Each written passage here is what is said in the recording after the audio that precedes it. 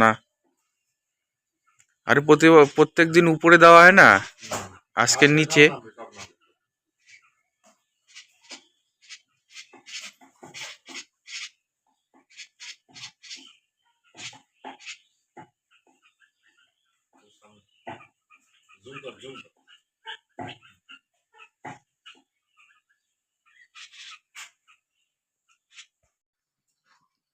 আজকে আমরা তৈরি করব কুলের আচার।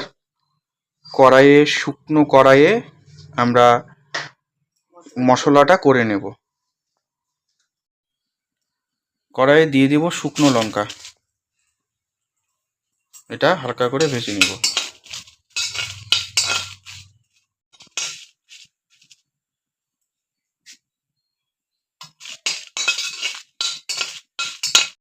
এখন দিয়ে দিব 5 ফোড়ন,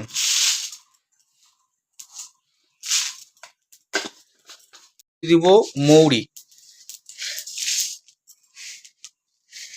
এটা হালকা করে ভেজে নেব।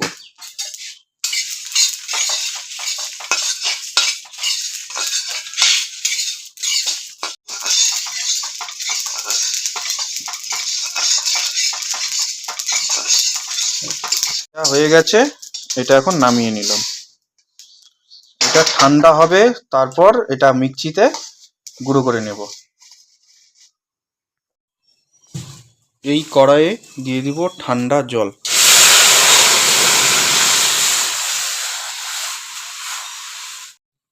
এখন দিয়ে দিব আখের গুড়,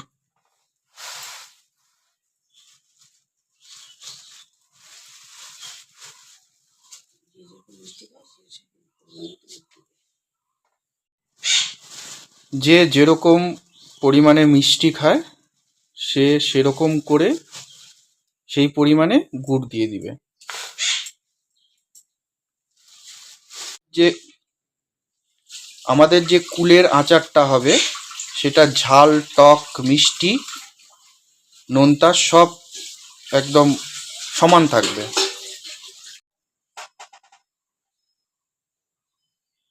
কড়াইয়ে জাল করে নিচ্ছি আখের গুড়। গুড়ের মধ্যে বালি আছে, গুড়টা জাল দিয়ে ছেঁকে নিচ্ছি।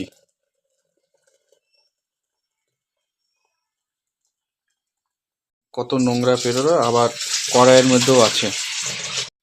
এখন আবার এই গুড়টা জাল দিয়ে দিব।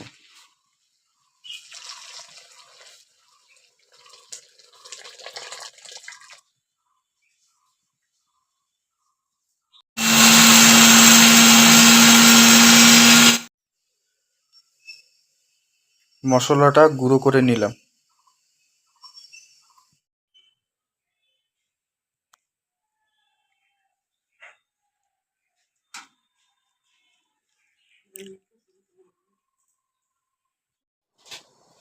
গুড়টা কিছুক্ষণ জাল দিয়ে এর মধ্যে দিয়ে দিব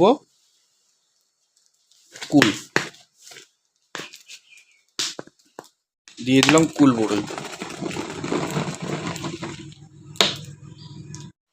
ভালো করে মিক্সড করে দিব।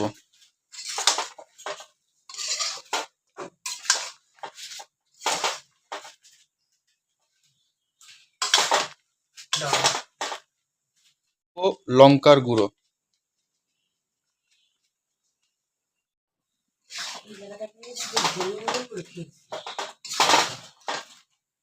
সময় কিছুটা লবণ দিয়ে দিয়েছিলাম, এখন অল্প পরিমাণে লবণ দিয়ে দিব। এটার মধ্যে হলুদ দেব না, কারণ শুকনা যখন আমি ফুল বড়িটা আমি শুকা দিয়েছিলাম তখন হলুদ দিয়ে দিয়েছিলাম, এই কারণে এটার মধ্যে আমি হলুদ দিচ্ছি না। এটা হালকা হালকা করে জাল দিয়ে ভাজতে হবে। ভালো করে গুড়ের সাথে জাল দেওয়া হয়ে গেল। যে মশলাটা করে রেখেছিলাম সেটা এখন দিয়ে দিব।